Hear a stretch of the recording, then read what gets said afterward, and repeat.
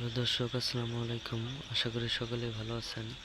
তো দর্শক, দেখতে পাচ্ছেন আমরা কিভাবে আমাদের বাড়ির পাশে কিভাবে আমরা মরিচ গাছগুলো চাষ করে থাকি।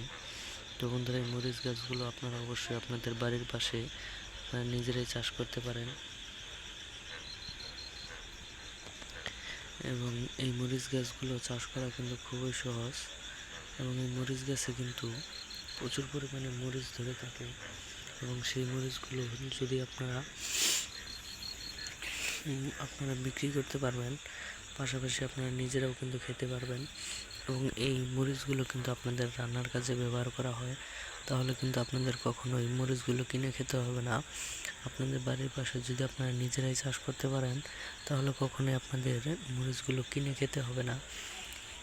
এই মরিচগুলো কিন্তু আপনারা নিজেরাই আপনাদের নিজেদের বাড়িতে চাষ করতে পারেন এবং এই যে দেখতে পাচ্ছেন মরিচগুলো লাল টকটকে হয়ে গেছে এবং এটা লাল টকটকে হওয়ার পরে আপনারা যদি তুলতে পারেন, তুলে রোদে শুকিয়ে যদি আপনারা এটা কিন্তু শুকনো মরিচ তৈরি করতে পারবেন এবং শুকনো মরিচগুলো কিন্তু আপনারা ঘরে রেখে দীর্ঘদিন পরেও কিন্তু আপনারা এই মরিচগুলো খেতে পারবেন। তো বন্ধুরা, আমাদের ভিডিওটি ভালো লাগলে অবশ্যই চ্যানেলটি সাবস্ক্রাইব করে দেবেন। ধন্যবাদ সকলকে, সকলেই ভালো থাকবেন। আসসালামু আলাইকুম।